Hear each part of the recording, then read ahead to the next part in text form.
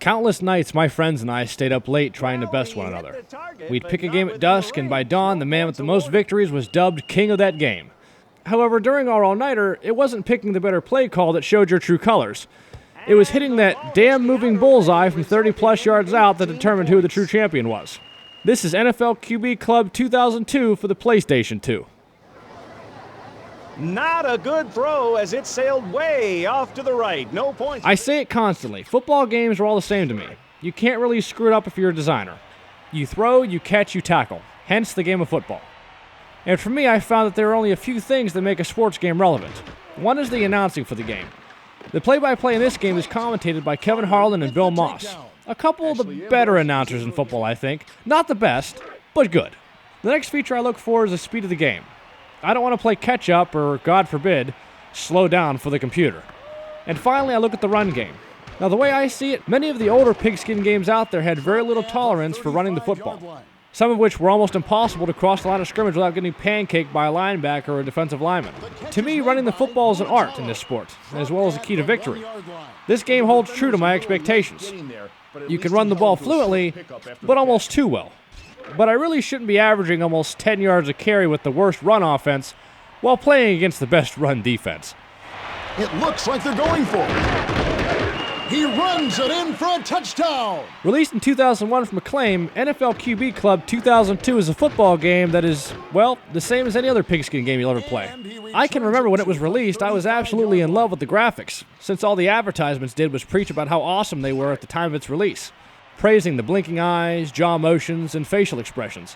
Now with this game, as far as the game facial graphics are concerned, I think that I could have done better in Microsoft Paint. I really do. I just thank God that the football players wear helmets. And as far as gameplay in NFL QB Club, I thought that when you hit someone, the tackling felt a little heavy at times.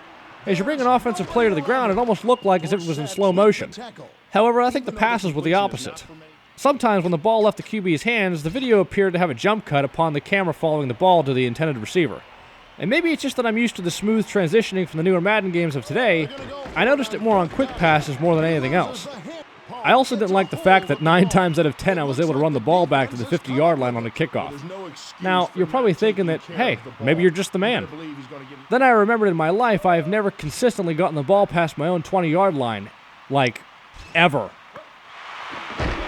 Going for the end zone. Caught it in the back of the end zone. Touchdown!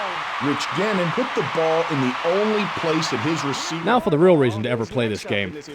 Don't get me wrong, the football gameplay is fine, but this game was not meant for the first and 10s.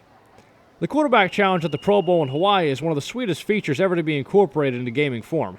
It almost appeared that this entire game was based solely around playing the QB challenge, which is fine in my opinion. I had more fun playing it anyway. For those of you that are unfamiliar with the competition, you'll make your way through a series of events which are the speed and mobility, accuracy, long distance throw, and read and recognition. Or as I like to call it, I hope you won the first 3 events because the AI is going to win if you didn't, and recognition. Each playable quarterback has their own attributes that will help you fare in certain events, as far as speed and arm strength go. The only real reason for playing the season mode at all is to unlock the cool retired quarterbacks for the challenge itself, like Marino, Aikman, Jim Kelly, etc. And after you've unlocked them all, piss on the season mode. QB challenge is where it's at, brah. In the long ball event will be Kurt Warner.